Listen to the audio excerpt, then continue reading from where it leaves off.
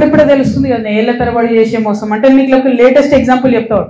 నిన్న జూబ్లీహిల్స్ ఎన్నికల్లో నేను ఒక మాట చెప్పిన, నాకు జూబ్లీహిల్స్ ఎన్నికతో సంబంధం లేదు భయ్ అని చెప్పిన. సరే అయినా సరే ఒక 15 మంది ఇండిపెండెంట్లు వచ్చి నా దగ్గరికి, అక్క ఇట్లా మేము విత్డ్రా చేసుకుంటాము, ఎవరికి సపోర్ట్ చేయమంటారని అడిగారు. నేనన్నా నాకు సంబంధం లేదు భయ్ జూబ్లీహిల్స్ ఎన్నిక, మీరు ఎవరి దగ్గరికి అన్నపోండి అని చెప్పి వాళ్ళు చక్క హరీష్ అన్న దగ్గర పోయారు. తర్వాత వాళ్ళు చెప్పిన ముచ్చండి నేను నాకు చక్క వాళ్ళు హరీష్ అన్న దగ్గర పోయారు. నేనంటే బీఆర్ఎస్ పార్టీలు లేను, నేను ఏ పార్టీకి సపోర్ట్ చేయదలుచుకోలేదు కాబట్టి నేను దూరం ఉన్నా.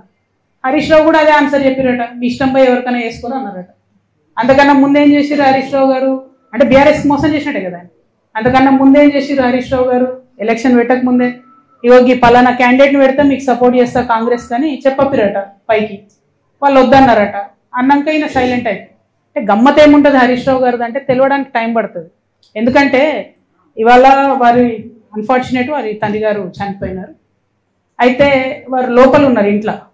అక్కడి నుంచి కూడా ఎలక్షన్ అవుతున్న సమయంలో టెలికాన్ఫరెన్స్లు అవి పెట్టి మాట్లాడారు. అప్పుడు హరీష్ రావు గారి భజన పరులంతా ఏం బిల్డప్ ఇచ్చిరు, హరీష్ అన్న ఇంత కష్టంలో కూడా పార్టీ కోసం నిలబడి టెలికాన్ఫరెన్స్ పెడుతున్నారు అన్నారు. రిజల్ట్ ఉల్టాయే వరకు ఏం భజన మొదలెట్టింది నిన్నటి నుంచి. హరీష్ అన్న లేకపోయా, హరీష్ అన్న ఉంటే అసలు ఇక ఒక్క సీటు కానీ వేసి ఉంటే హరీష్ అన్న జూబ్లీహిల్స్ గెలుచుతుంటే మన లెవెల్లో మళ్ళీ పెడుతున్నారు. అంటే వెంటనే తప్పించుకోవడం, అప్పటి వరకు మోసం చేయడం, ఇది హరీష్ రావు గారి నైజం. సో ఇంటి దొంగని ఈశ్వరుడైన పట్టలేడు అన్నట్టు చాలా టైం పట్టింది. ఏదో నాకు తెలిసింది కాబట్టి నేను గట్టిగా మాట్లాడుతున్నా కాబట్టి నన్ను బయట వారేసి.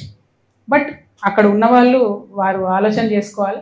At the same time Ramanna కూడా ఒక సభ కాగానే ఏదో మేమే సార్ను మోస్తున్నట్టుగా కార్టూన్ లేపించేసుకొని, హరీష్ రావు గారు సార్ను మోసినట్టు ఒకసారి, రామన్న గారు సార్ను మోసినట్టు ఒకసారి, ఎవరమేమేమంతా సార్ కింద బచ్చగల్లం అందరం బచ్చగల్లం ఉంటే బాగుంటుంది. ఇలా నన్ను బయటకు వారేసిండ్రు కాబట్టి నేను నెత్తి మీద బతుకమ్మ ఎత్తుకున్నట్టు నెత్తి మీద తెలంగాణ సమస్యలు ఎత్తుకుని తిరుగుతున్నాయి అలా.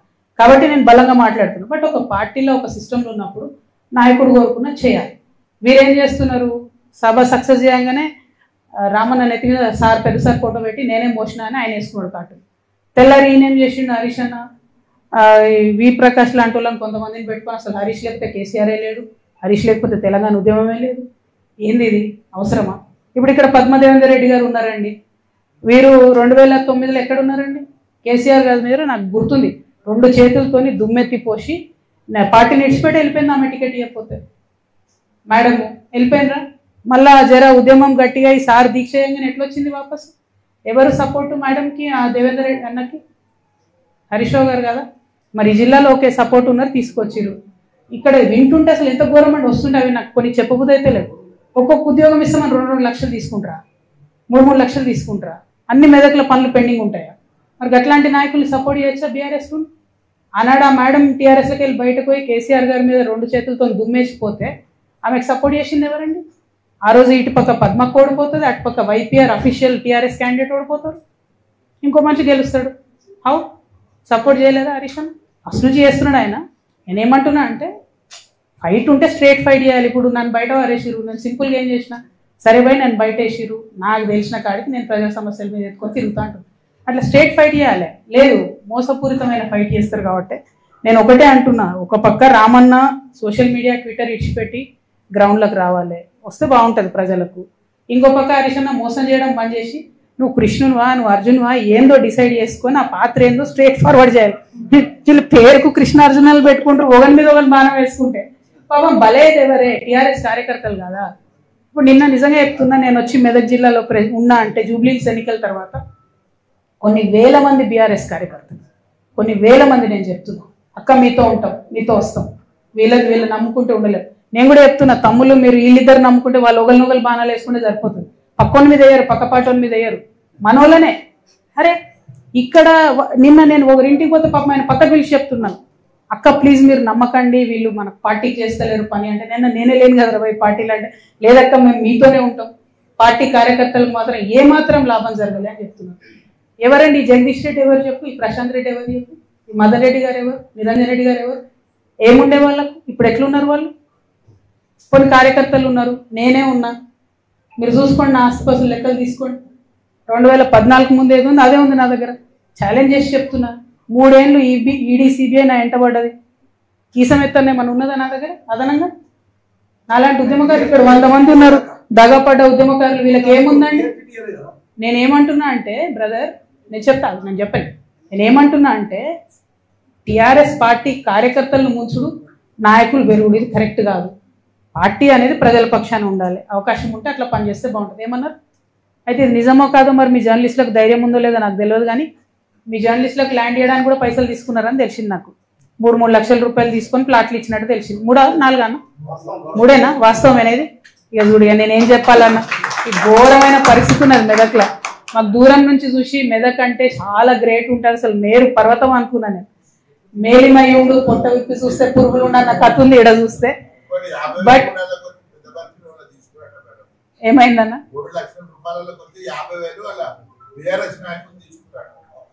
ఇక నేను ఎంత చెప్పాలన్నా ఇది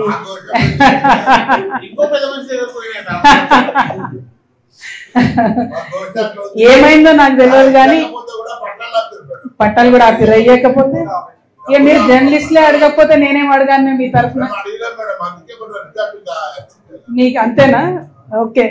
అయితే మిమ్మల్ని నేను కోరేది ఒకటే, ఈ విషయాలు, ఈ వాస్తవాలు గమనించుకొని ఇప్పటికన్నా ప్రతిపక్షంలో ఉన్న బీఆర్ఎస్ పార్టీ బాగుపడితే మంచిది. లేకపోతే మాలాంటి సంస్థలు ప్రజల పక్షాన మాట్లాడుతూనే ఉంటాయి. మేము ఇట్లనే ప్రశ్నిస్తుంటాం, ప్రతి జిల్లాకు తిరుగుతుంటాం. Thank you. జై తెలంగాణ, జై జాగృతి.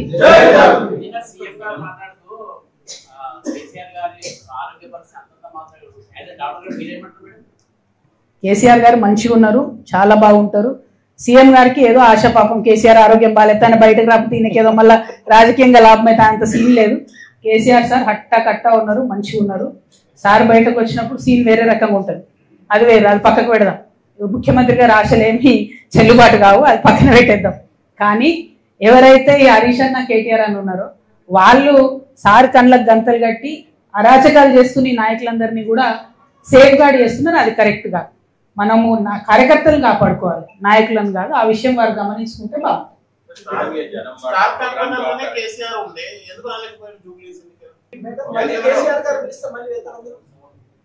చెప్పిన కదా, కేసీఆర్ గారు తండ్రిగా పిలిస్తే ఖచ్చితంగా పోతా, రాజకీయంగా పిలిస్తే ఎట్టి పరిస్థితులలో పోను.